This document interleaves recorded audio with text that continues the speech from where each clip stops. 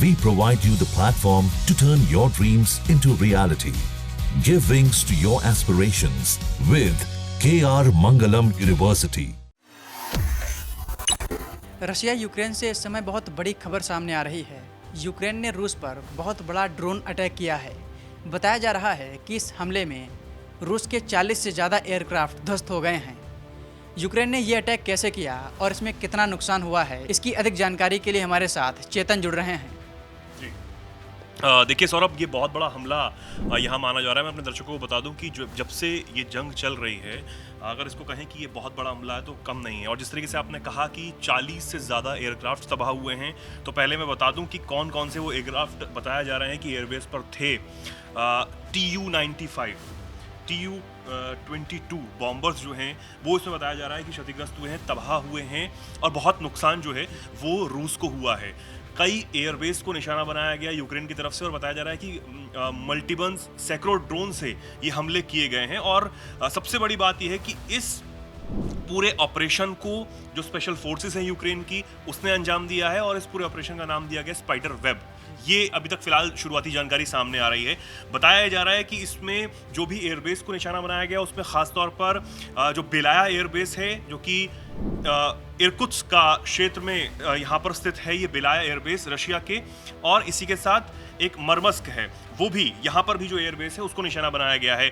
अगर हम देखें तो जो ये बेलाया एयरबेस है रशिया का, वो यूक्रेन की सीमा से करीब 4000 से 4500 किलोमीटर की दूरी पर है। आप ये देखिए, इससे समझ आता है कि इस बार यूक्रेन ने अपने स्पाइडर वेब ऑपरेशन के जरिए कितनी दूर तक रूस में हमला किया है।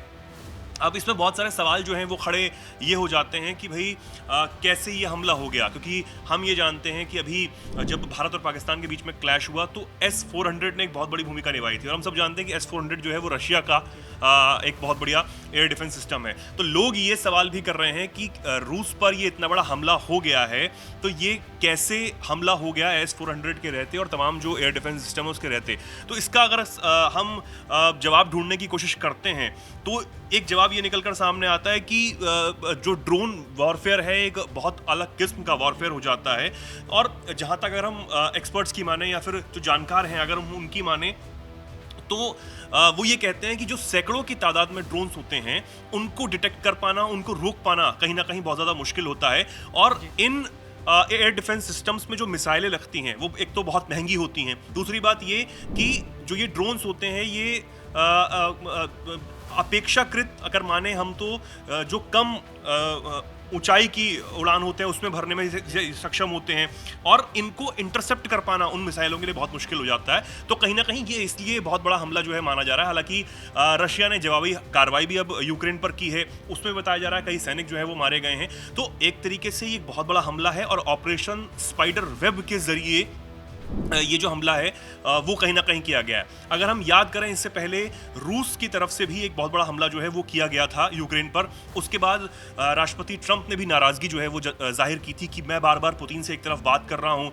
2-3 घंटे बातचीज हो रही थी, जो दावा जो है वो ट्रंप कर रहे थे। उसके बाद भी रूस रुकने को तैयार नहीं था। पुतिन बार बार ये कह रहे हैं कि जंग तो रोकी जा सकती है, सीज फायर हो सकता है, लेकिन हमारी शर्तों के ऊपर जो हम शर्तें रख रहे हैं। एक सबसे बड़ी शर्त वो कि यूक्रेन जो है वो नाटो में जाने की जिद जो है वो छोड़ दे, जो हमेशा से चलती आ रही है, जिसके बदौलत ही ये जो हालात हैं वो आज तक हो पाए हैं।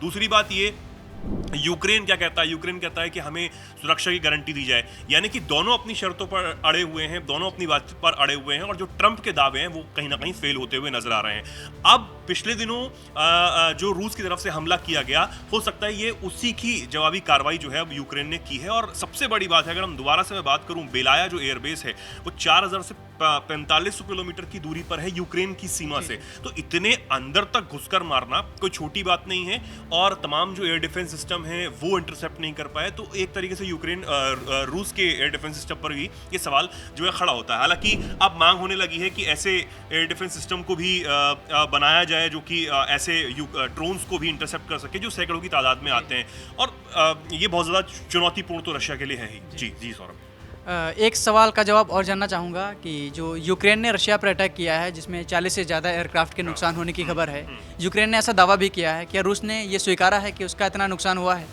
देखिए 40 से ज़्यादा एयरक्राफ्ट होने की तबाह होने की बात जो सामने आ रही है, हालांकि रूस ने इस बात को माना भी है और रूस के जो मरमस्क शहर के गवर्नर हैं उन्होंने माना है कि दुश्मन के ड्रोन्स ने इलाकों पर हमला किया। वहीं दूसरी तरफ अब रूस की जो स्ट्राइक है वो हुई है और 12 यूक्रेनी सैनिकों के मारे जाने की खबर जो है वो सामने आ रही है। यानी कि एक शहर के जो गवर्नर है उन्होंने तो माना है कि यहाँ पर हमले हुए हैं और करीब 4 एयरबेस को निशाना बनाया गया है, ये यूक्रेन की तरफ से दावा जो है वो किया जा रहा है, ऑपरेशन स्पाइडर वेब जो उन्होंने नाम दिया उसके जरिए। जी ठीक है, बहुत बहुत धन्यवाद। इससे संबंधित और अधिक जानकारी देखने के लिए जुड़े रहिए हमारे साथ और देखते रहिए दैनिक जागरण।